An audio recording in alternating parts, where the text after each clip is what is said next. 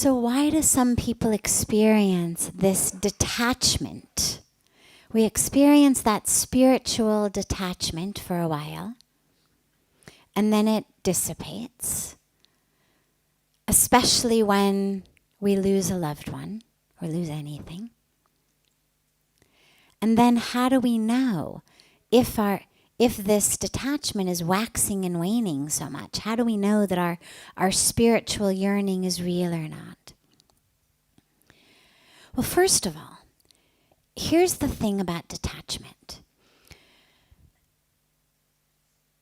I believe very much that the English translation of the Sanskrit term, vairagya, which gets translated in English as detachment. I'm not a Sanskrit scholar by any means, so I do not say this from a semantic or etymological, if that's a word, perspective, but rather from a content perspective. I do not believe that is a correct English translation. Here's why. Vairagya, which we translate as detachment, is a great spiritual virtue. It is seen as something that we always aspire to, we always yearn for. You'll always hear the spiritual masters talking about the importance of detachment, detachment, detachment. Now, when most of us, for whom English is our native tongue, and we're hearing it as detachment rather than as vairagya, when we think of that, we think about it as indifference, disconnection, apathy. This is what detachment is. I used to be attached. I was connected. Now I've become detached, disconnected, disinterested. And yet, when you look at the greatest masters, and you look at the most enlightened masters, these people are so full of life, so deeply connected, not just connected to God, nameless, formless, or God in their temple. They're connected to the world. They're connected to creation. I remember sitting on a stage with His Holiness the Dalai Lama at a function in which I was sitting just behind him, and during the course of the function, he kept bending over like this. Bending over, and I had no idea what he was doing. And later, I found out that it turned out what he was doing was, there were little insects. It was a huge stage. It was in Haridwar. And there were little insects that were crawling across the stage. And His Holiness was bending over to pick each one up and to hand it to his aide who was standing off the stage, but the stage was high, so the aide could stand at the foot of the stage, and His Holiness would hand it to him, and the aide would take the insect and, put it safely on the ground. Now, that doesn't sound to me like disinterest, disconnection. This is such connection. That He's connected not just with our 2 or 3 or 4 people I love, but He's so deeply connected with the insects that A, He even notices they're there. B, He's worried lest someone, this was a stage, people actually had their shoes on, someone's going to step on it. I told a story a few nights ago about Paramhans Ramakrishna, who was found one day by his disciples lying in the grass in the garden, making all kinds of strange noises. And he was lying on his back, and surrounding him were snakes. And then the noise that he made changed a little bit, and the snakes went away, and bunnies came. And he spent a while making noise to the bunnies. And then the bunnies went away, and the disciples are watching this, and they said to him, what was going on here? And he said, well, the snakes have been eating the bunnies. And we understand the snakes have to eat something. They also need food. But they've been eating way more bunnies than they need. And they've been scaring the bunnies. And so I needed to have a conference with them and explain to the snakes that they really only should take as many bunnies as they need and that they shouldn't scare the others. And I needed to explain to the bunnies that the snakes didn't mean them any harm. They really were just trying to find their own food for their bellies. Now, I love this story because it shines light on the possibility when you're really connected to the world. But does this look like detachment?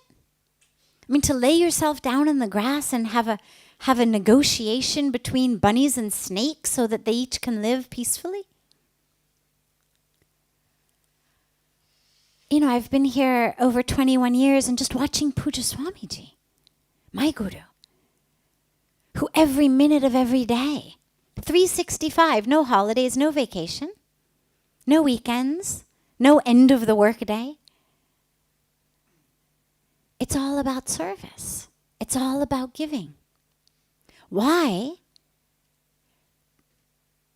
Because he's connected. Because he cares.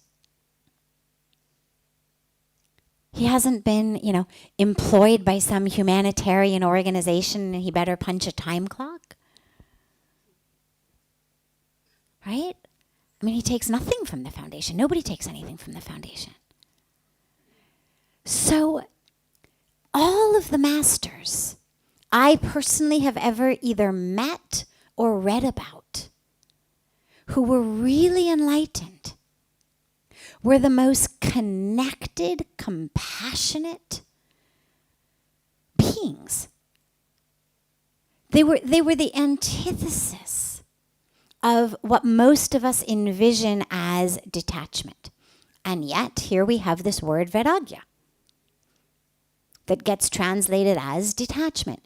One day, I was listening to someone give a talk on the scriptures. Now, in the Indian scriptures, a lot of these virtues are personified. So bhakti, which means devotion, was actually a person. There was a being bhakti, and bhakti had a life.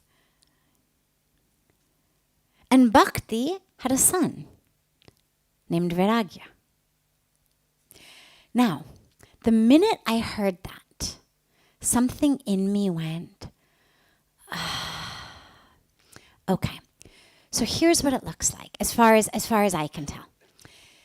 Bhakti is not just devotion. It's juicy devotion. The Hindi word is ras, essence, juice. Okay? Now, the ras, the juice of devotion, which bhakti is, cannot, in any biological or genetic sense that I can conceive of, give birth to dry, apathetic, disconnected, disinterested detachment. And did not say Vairagya had been adopted. She gave birth. Bhakti's son. So what that to me meant was, okay, so we begin with devotion. Through devotion, what happens is we connect very deeply to the divine. Again, by any name, any form, it doesn't matter. But we connect very deeply to spirit, to the divine. Now, when we do that, something happens automatically, which is the little things that used to bother us stop bothering us. The little things that we used to think were so important stop being so important. And they stop being so important because we have reattached ourselves to something much higher and greater. Because the source of fulfillment, of love, of joy, of meaning, of peace, through being connected to the divine, is so much more than anything that we ever got through material possessions, through fighting with our loved ones to get them to do what we want, or speak the way we want, or behave the way we want. So much more than anything that we ever got from anything in this world that was material, that was commercial. So when we have that, naturally our attachment to these things for the joy they bring us automatically dissipates. So I think that what vairagya really is reattachment rather than detachment. That through bhakti, through devotion, through connection to God, we've reattached ourselves to something that is so much higher, so much deeper, so much more profound, that automatically we are detached from our attachment to the stuff that used to bother us, the stuff in which our happiness used to be hooked. But that doesn't mean we stop caring. It doesn't mean we stop loving. It doesn't mean that we disconnect ourselves. And so to Bharti, whose question came online, I would say, first of all, just because you've had a very human response to losing a loved one, do not doubt your spiritual path at all. Love is part of the path. And when we love, and we lose the object of that love, we grieve. And that's just, it's part of the package. But what spirituality gives us is an ability to stay connected to the object of love, because what we recognize is it was actually our spirit who loved their spirit. It was our soul connected to their soul, much more so than our body and their body. And all that we've lost is their body. And so spiritually what we get is the opportunity to respond to that beautiful invitation to stay connected to them. Spirit to spirit, soul to soul, love to love, consciousness to consciousness. To find that love within us, rather than needing to see it in them facing us. But do not doubt your spiritual path, number one. Number two, do not strive for disconnection. Do not strive for detachment. Rather, strive for reattachment. Instead of pushing away the world, hook yourself so strongly, so deeply into the divine that which bothers you about the world will automatically dissipate. It's not about pushing the world away.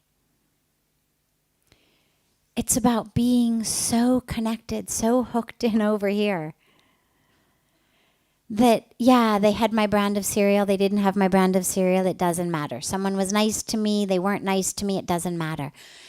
Got the job, I didn't get the job, it doesn't matter.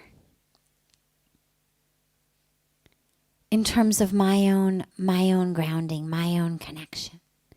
Because I'm anchored somewhere over here, or here rather, that is so strong and so powerful that nothing shakes me, or very few things shake me.